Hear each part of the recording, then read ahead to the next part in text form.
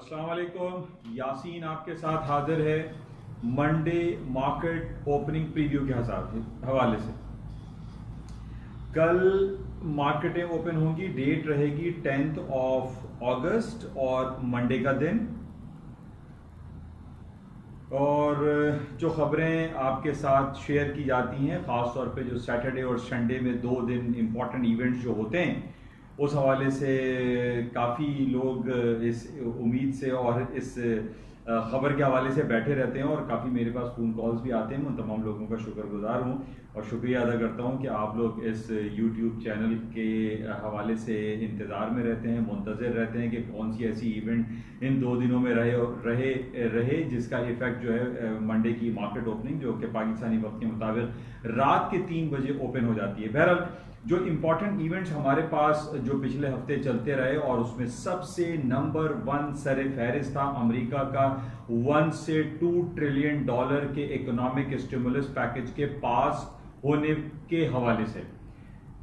Friday को भी meeting हुई कांग्रेस में कि जनाब जो 31 जुलाई को इनका 3.5 ट्रिलियन डॉलर का इकोनॉमिक स्टिमुलस पैकेज, जो कोरोना वायरस पैकेज कहलाता था, वो एक्सपायर हो गया था, खत्म हो गया था और इसको रिन्यू करवाना था और इसका 1 से 1.5 या 2 ट्रिलियन डॉलर के इकोनॉमिक स्टिमुलस पैकेज का अनाउंसमेंट करना था कांग्रेस की जानिब से। लेकिन कांग्रेस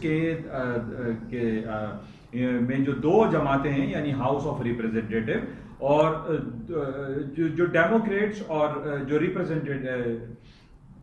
रिपब्लिकन है, जो 2 जमातें हैं, यानी एक डेमोक्रेट है और दूसरा है रिपब्लिकन के जो हेड हैं और जो कि वहां के प्रेसिडेंट हैं मिस्टर डोनाल्ड ट्रंप साहब हैं।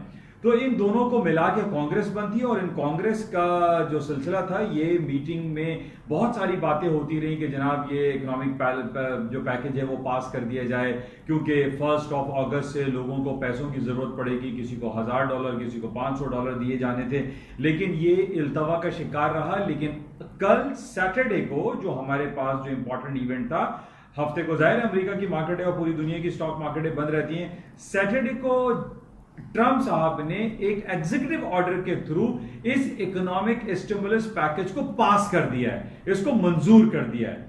अब ये खबरें मैंने अभी व्हाट्सएप पे भी इसको सर्कुलेट की कि और लोगों को बताया कि जनाब ये इकोनॉमिक स्टिमुलस पैकेज जो है वो पास हो गया है, उसको मंजूर कर लिया गया है। हालांकि मंजूर नहीं हुआ, लेकिन ये जो एग्जीक्यूटिव पावर होता है प्रेसिडेंट के पास, उस एग्जीक्यूटिव पावर के थ्रू ट्रंप साहब ने इसको ओके कर दिया, इसकी मंजूरी दे दी है। और अब तमाम लोगों को जो कि वीकली बेसिस पे पहले $600 मिल रहे थे और ये कहा जा रहा था कि $200 अब की दिए जाएं, तो $400 पर वीक के हिसाब से लोगों को पैसे मिलना शुरू हो जाएंगे। तो ये एग्जीक्यूटिव ऑर्डर था और जनाब ये ट्रंप साहब ने पास कर दिया अपनी पावर को एक्सरसाइज करते हुए। तो बहुत सारे हल्कों से ये खबर आ रही है कि जनाब ये तो एग्जीक्यूटिव पावर पास हुआ है, तो ये तो रिजेक्ट हो जाएगा, ये कोर्ट में चैलेंज हो जाएगा और ये हो जाएगा, वो हो जाएगा।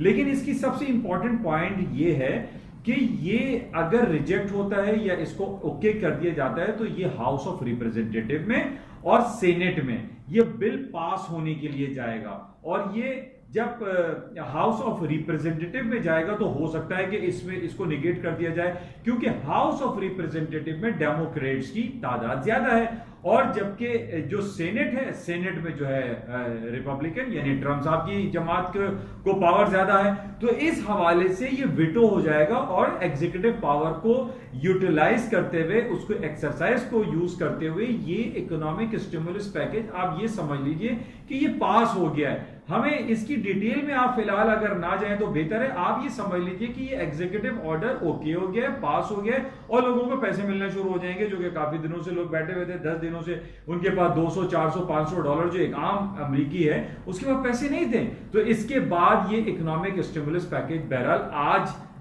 पास हो चुका है, सैटरडे को पास हो चुका है, और अभी से 2 से 3 घंटे बाद जो मार्केटें खुलेंगी, आई पर्सनली फील के मार्केट में पॉजिटिव सेंटिमेंट्स आएंगे, क्योंकि पिछले 10 दिनों से ये मीटिंग पे मीटिंग हो रही थी कि जनाब वो कभी ट्रंप साहब मीटिंग कर रहे हैं, कभी वो हस्बे इख्तिलाफ वाले जो है वो ऑब्जेक्शन की रेज कर रहे हैं। वो तमाम जितने भी इल्तवा का या पेंडिंग का शिकार थे, वो तमाम चीजें खत्म हो गई हैं और अब ये स्टिमुलस पैकेज एग्जीक्यूटिव ऑर्डर के तहत पास हो गया है, मंजूर हो गया। बस यही आप समझ लीजिए कि ये पास हो गया है, जो कि बहुत लोगों की उम्मीदें थी। और मैंने आपको पिछले हफ्ते ये कहा भी था कि कुछ भी कर लें, ये इकोनॉमिक स्टिमुलस पैकेज पास हो जाएगा, मंजूर हो जाएगा, और उसका एंड रिजल्ट ये हुआ है कि ये पास हो गया, और पास होना स्टॉक के लिए पॉजिटिव कंसिडर किया जाएगा। और ना सिर्फ स्टॉक्स के लिए पॉजिटिव कंसिडर किया जाएगा, बल्कि ये कंसिडर किया जाएगा गोल्ड के लिए भी, सिल्वर के लिए भी, करेंसी के लिए भी। ये एक बहुत बड़ा पैकेज था जो कि एग्जीक्यूटिव ऑर्डर के थ्रू पास हुआ है। मैं गलत हो सकता हूं, मैं कोई अक्ले कुल नहीं हूं, मैं कोई आखिरी अल्फाज अदा नहीं कर रहा हूं कि जनाब यासीन साहब ने कह दिया तो स्टॉक मार्केट ऊपर ही खुलेंगी, गोल्ड ऊपर खुलेगा और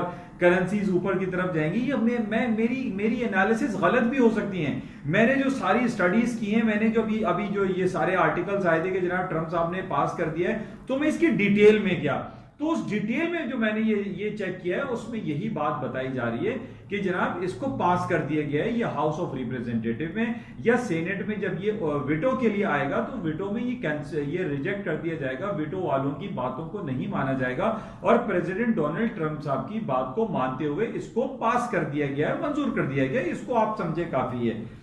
बाकी उसकी टेक्निकलिटीज हैं कि जनाब ये कोर्ट में चैलेंज होगा या नहीं होगा, और जनाब डेमोक्रेट इसको रिजेक्ट कर देंगे, तो वो बात की बातें। अभी हमारे पास जो मार्केट 2 से 3 घंटे बाद खुलने वाली है, उसको अगर आप मलूज खातिर रखते हुए ये देखें कि जनाब ये पैकेज पास कर दिया गया, दैट्स ऑल, दैट्स एनफ। अच्छा, ये तो एक अच्छी पॉजिटिव कहानी हो गई, अच्छी बात हो गई कि जनाब पैकेज जो है मंजूर हो गया। दूसरी कहानी जो पिछले हफ्ते 10-15 दिन से चल रही है, वो अमेरिका और चाइना के दरमियान एक शदीद खलफशार का एक नतीजा है, और वो है अमेरिका ये चाह रहा है कि जो चाइनीज एक सॉफ्टवेयर है that is known as a TikTok जो है वो एक बाइट डांस कंपनी है, उसका एक सॉफ्टवेयर है टिकटॉक, जो कि एक शॉर्ट वीडियो क्लिप जो है पूरी दुनिया में इसका बहुत ज्यादा चर्चा है, वो उसको बैन लगा रहा है, अमेरिका बैन कर रहा है। इसी तरीके से वी चैट जो है वो चाइना का एक बहुत बड़ा सॉफ्टवेयर है, जिसके अंदर फेसबुक, इंस्टाग्राम और वेनमो और 4-5 जो है सॉफ्टवेयर को मिला के यकजा करके एक सॉफ्टवेयर बनाया गया है, जिसको हम वी चैट के नाम से जानते हैं। और चाइना में तकरीबन पूरी दुनिया में 1 अरब लोग इस वी चैट को इस्तेमाल करते हैं, और उस वी चैट के जरिए अपनी तालीमी जरूरत को पूरी करते हैं, अपनी सोशल जो एक्टिविटीज है उनको पूरा करते हैं, इवन अपनी पेमेंट भी वी चैट के थ्रू करते हैं, जिसमें यह कहा जाता है कि बिलियंस ऑफ डॉलर की पेमेंट जो है वो वी चैट के थ्रू की जाती है। वी चैट और टिकटॉक एक बहुत बड़े सॉफ्टवेयर हैं और पूरी दुनिया इसमें इंटैक्ट है। अब ये कहना कि जनाब ट्रंप साहब ने फ्राइडे को एक एग्जीक्यूटिव पावर के थ्रू जो है ये टिकटॉक और वी चैट को बंद कर दिया है, देखें डिटेल पढ़ना बहुत जरूरी होता है। इस डिटेल में ये लिखा हुआ है, जो एग्जीक्यूटिव ऑर्डर्स हैं उसमें ये वाज़ेह तौर पे लिखा हुआ है कि 45 डेज का टाइम दिया गया है।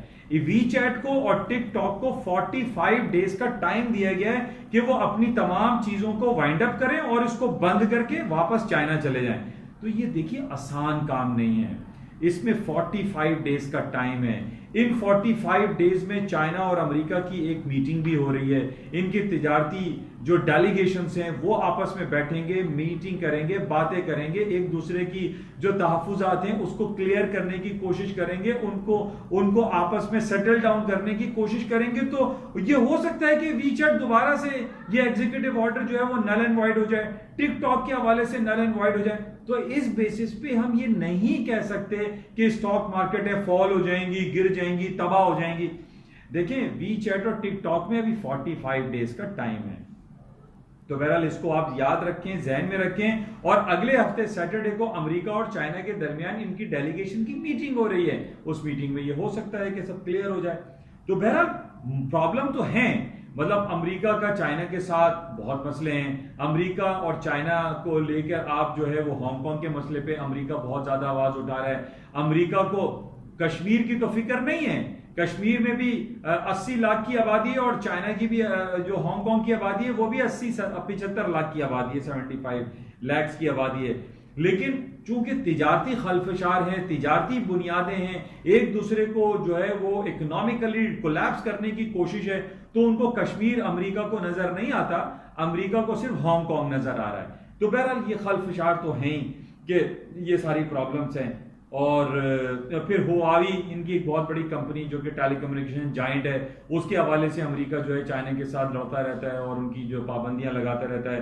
फिर वो ये कि जनाब बिलियंस ऑफ डॉलर के वो इकोनॉमिक जो टैक्सेस हैं वो लगा दिए जाएंगे। तो बहरहाल हम ये देख रहे हैं कि खलफशार और प्रॉब्लम तो हैं, लेकिन अभी से 2 घंटे के बाद जो मार्केटें खुलेंगी 3 घंटे के बाद, उस पर हम बातें कर रहे हैं। इस तरीके से तो हम अगर इसको स्ट्रेच करेंगे तो वो बहुत सारी बातें निकलती चली जाएंगी कि नहीं जनाब वो तो चाइना के साथ ये भी है, हांगकांग भी है, हुआवी भी है और पता नहीं कितनी प्रॉब्लम है। तो हम सारी चीजों को अभी एक ही डब्बे में ना डाल दें। आप इन तमाम चीजों को आप ये एक कैटेगरी बनाएं, उनका एक स्केल बनाएं कि अभी इस वक्त सबसे इंपॉर्टेंट खबर क्या है। इंपॉर्टेंट खबर यही थी कि जनाब स्टिमुलस पैकेज पास होना था या नहीं होना था, बहरहाल वो पास हो गया। अच्छा, इसके साथ ही जो मैंने टिकटॉक और वीचैट की आपको बात बता दी। अच्छा, इसके अलावा कुछ पाकिस्तान की बात भी हम करते हैं, और एक तो खास तौर पे मैं आपको इंटरनेशनल लेवल के बारे में बता दूं कि ऑयल का एक बहुत बड़ा टैंक मॉरिशस के पास जो है वो डूब रहा है या डूब चुका है, जिससे जो है समंदरी आलूदगी की बहुत ज्यादा बातें हो रही हैं और ऑयल स्पिल हो रहा है समंदर पे, वो बड़ा नेगेटिव है। तो बहरहाल इस पे ऑयल की कीमतें भी ऊपर की तरफ जा सकती हैं। ऑयल की कीमतें सिर्फ इसके ऊपर ही नहीं, मैंने जैसे आपसे कहा था कि पूरी दुनिया में अब रीओपनिंग की बात हो रही है, कोरोना वायरस के केसेस कम हो रहे हैं अक्रॉस दी वर्ल्ड। हालांकि दूसरी तरफ हम अमेरिका में ये देख रहे हैं कि तकरीबन 50 लाख केसेस जो हैं वहाँ कोरोना वायरस के हो गए और 1,60,000 लोग वहाँ पे हलाक हो चुके हैं। और इसी बेसिस पे कि जनाब 50 लाख लोग जो हैं वहाँ हलाक हुए, तो ट्रम्प साहब ने ये एग्जीक्यूटिव ऑर्डर के थ्रू जो है इस स्टिमुलस पैकेज को पास कर दिया है। ये बड़ा इंपॉर्टेंट पॉइंट है। अच्छा, इसके अलावा जो इंपॉर्टेंट पॉइंट है जो मैं आपसे कह रहा हूं कि स्टॉक मार्केटें ऊपर खुलेंगी और उसकी वजह स्टिमुलस पैकेज के पास होने की है, और प्लस टिकटॉक और वीचैट के लिए 45 दिन का 45 डेज का टाइम है, बहुत बड़ा टाइम है, इसमें बहुत कुछ हो सकता है और पॉजिटिव जो है वो ज्यादा दिखाई दे रहा है। इसके अलावा सऊदी अरब, जैसे मैं आपको हमेशा संडे की नाइट जो मैं आपसे हाजिर होता हूं, मैं हम 2 इकोनॉमीज को देखते हैं। एक संडे एक आपका इसराइल की मार्केट तल अवीव जो कि TA35 कहलाती है, और तदावुल ऑल शेयर जो है सऊदी अरब की जो स्टॉक मार्केट है, ये दोनों स्टॉक मार्केटें आज पॉजिटिव ग्रीन टेरिटरी में बंद हुई हैं। ये बहुत बड़ी इंडिकेशंस होती हैं, क्योंकि इतवार को सिर्फ यही 2 पूरी दुनिया की स्टॉक मार्केट है जो कि खुली रहती हैं और यहां से हमें थोड़ी सी इंडिकेशंस मिल जाती हैं। अच्छा, इस इंडिकेशंस के अलावा जो मैंने आपसे ये जिक्र किया था कि जनाब जो नेस्डैक का एक लेवल था 11,060, यानी 11,1060 का लेवल था। टेक्निकल ग्राउंड पे मार्केट ने उसको टच किया था फ्राइडे को, 11,036 का गालिबन लो किया था। उसके बाद मार्केट दोबारा 131 पे बंद हुई थी, यानी 100 पॉइंट प्लस बंद हुई थी उस टेक्निकल लेवल से, 11,060 के लेवल से, और जो लो किया था 11,031 का, वहां से 100 पॉइंट मार्केट प्लस में बंद हुई थी, टेक्निकली ऊपर बंद हुई थी। इसी तरीके से गोल्ड का लेवल मैंने काफी प्लेटफॉर्म पे ये बताया था कि 2018 was a very important level था गोल्ड का, और मार्केट बंद हुई थी 2016 का लो करके 36 पे बंद हुई थी, तो $20 प्लस बंद हुई थी अपने लो से। तो ये दोनों टेक्निकल ग्राउंड पे मार्केटें ऊपर हैं, यानी गोल्ड का टेक्निकल लेवल जो 2018 था उससे मार्केट ऊपर बंद हुई, नेस्डैक का जो लेवल था 11,060 उससे मार्केट तकरीबन 90 और 100 पॉइंट ऊपर बंद हुई, तो ये टेक्निकली भी प्लस में था। अच्छा, इसके अलावा जो गोल्ड ऑयल के हवाले से मैं आपसे बात करूं, जब स्टॉक मार्केटों में ऊपर का ध्यान है, या $41 का जो टेक्निकल लेवल है ऑयल का, वहां से मार्केट 4150 पे बंद हुई, तो टेक्निकली भी मार्केट ऊपर लगती है। ऊपर लगने का वर्ड मैं सॉरी वापस लेता हूं, कि ऊपर की तरफ जो इंडिकेशंस हैं और जो हालात व वाकयात हैं और जो न्यूज हैं, जो टेक्निकलिटीज हैं, उस पर मार्केट में ऊपर जाने के पोटेंशियल बहुत ज्यादा है। तो बहरहाल ये कुछ खबरें थी जो आपके साथ शेयर की गई पाकिस्तान के हालात के हवाले से। आखिर में ये बात मैं कहूंगा कि अभी 1 घंटे पहले मैं पूरे कराची शहर में घूमता रहा, मुझे बड़े अफसोस के साथ ये कहना पड़ता है कि कराची में बल्दिया का निज़ाम है ही नहीं। यानी हमने नॉर्मली ये देखा है कि कहीं भी जो एक सिविलाइज्ड नेशन होते हैं, जब बारिशें होती हैं या हालात खराब होते हैं, तो वहां पे वॉर फूटिंग पे काम हो रहा होता है, जंगी हालात की बुनियाद पे काम हो रहा है, तो हो रहा होता है। मैं यहाँ से नॉर्थ नाज़िमाबाद और जनाब ये जितने भी इलाके हैं, न्यू कराची, क्लिफ्टन डिफेंस, यहाँ पे मुझे कहीं कोई बल्दिया की मशीन नजर नहीं आई।